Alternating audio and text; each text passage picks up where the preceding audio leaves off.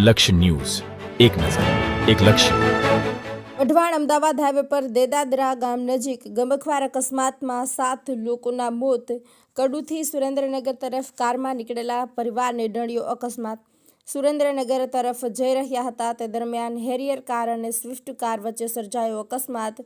Swift car ભડથું થઈ ગઈ. સ્વિફ્ટમાં સવાર તમામ લોકો જીવતા ભૂંજાયા.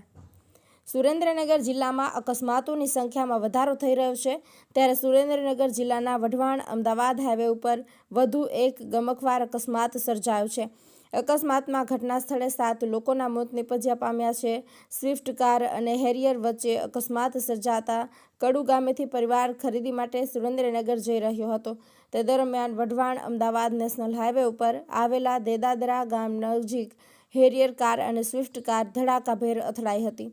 અકસ્માત એટલો ગંભીર સર્જાયો કે સ્વિફ્ટ કાર જે બળીને ખાખ થઈ ગઈ છે. કારમાં સવાર તમામ લોકો જીવતા ભૂંજાયા છે અને ઘટના સ્થળે જ 8 લોકોના મોતની પરિવાર છે, જેમાં 6 જેટલી મહિલાઓ, 1 બાળકી અને 1 પુરુષ સામેલ છે.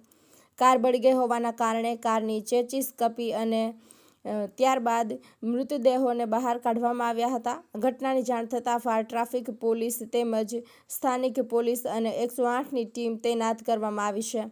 108ની ટીમ દ્વારા મૃતદેહને બહાર કાઢી અને પીએમ માટે સુરેન્દ્રનગરની સરકારી હોસ્પિટલ ખાતે ખસેડવામાં આવ્યા છે. તહેવારો સમયે જ આ પ્રકારની ઘટનાઓ બનતી હોવાના કારણે પરિવાર ઉપર પણ આભ ફાટી પડવા પામ્યું છે. પોલીસે પણ તપાસનો ધમધમાટ શરૂ કર્યો છે. હેરિયર કાર ચાલકનું પણ હાલત ગંભીર હોવાનું જાણવા મળ્યું છે. તાત્કાલિક તપાસના આદેશ આપવામાં આવ્યા છે. ડીઆઈજી ડોક્ટર ગિરીશ પંડ્યા સહિતના અધિકારી તાત્કાલિક દોડી આવ્યા છે. તપાસ શરૂ કરવામાં આવી છે. પરિવાર પર પણ અકસ્માતને લઈ આભ ફાટ્યું પડ્યું છે. હાલ મૃતદેહને સુરેન્દ્રનગર ગાંધી હોસ્પિટલ ખાતે ખસેડવામાં આવ્યો છે, જેમાં 10 મહિનાની બાળકી પણ મોતને ભેટી છે. મૃતકોના નામની યાદી જોઈએ તો મીનાબા વિરેન્દ્રસિંહ રાણા, કૈલાસબા જગદીશસિંહ ચુડાસમા, રાજેશ્રીબા નરેન્દ્રસિંહ રાણા, દિવ્યાબા હરદેવસિંહ જાડેજા, નીતાબા ભગીરથસિંહ જાડેજા, પ્રતિપાલસિંહ જગદીશસિંહ સમાવેશ થાય છે. કડુ ગામ તરફથી એક સ્વિફ્ટ ડિઝાયર ગાડી અને સુરેન્દ્રનગર તરફથી જે ટાટા હેરિયર, આ બંને ગાડીઓ વચ્ચે દેદાદરાના પાટિયા પાસે આ બનાવ બનેલ છે. આ બનાવની અંદર જે ડિઝાયર ગાડી છે એ અથડાઈ અને રોડની ડાબી સાઈડ જે ખાડામાં પડી જતા અને તરત જ એ આગની અંદર સપડાઈ ગઈ હતી અને એની અંદરથી કોઈ પણ વ્યક્તિને બહાર નીકળવાનો મોકો મળેલ ન હતો. અને જે હાલ અમારી પાસે જે માહિતી છે એ મુજબ આ ગાડીની અંદર 8 લોકો હતા અને 8ના મૃત્યુ થયેલ છે. જ્યારે જે ટાટા હેરિયરમાં જે લોકો સવાર હતા 3 વ્યક્તિ, એમને નાની મોટી ઈજાઓ થયેલ છે, એટલે એમને હોસ્પિટલ ખસેડેલ છે. જે 8 બોડી છે એ હાલ સુરેન્દ્રનગર ખાતે મહાત્મા ગાંધી હોસ્પિટલ ખાતે ખસેડવામાં આવેલી છે અને ત્યાં આગળની પીએમની અને આગળની પ્રક્રિયા હાથ ધરવામાં આવશે. કોઈ સરકારી કર્મચારીનો પરિવાર હતો એવું અમને જાણવા મળ્યું. હાલ અમારી પાસે માત્ર નામો જ આવેલા છે, એટલે હવે થોડી વારમાં ખાતરી થશે કે આની અંદર કોણ વ્યક્તિ છે સરકારી કર્મચારી. એટલે હાલ માત્ર નામોની વિગત આવેલી છે, જેમાં કડુના 2 લોકો છે, એક કચ્છના રહેવાસી છે, એક જામનગરના છે અને બાકીના ધંધુકા તાલુકાના જિંજર ગામના વ્યક્તિઓ છે.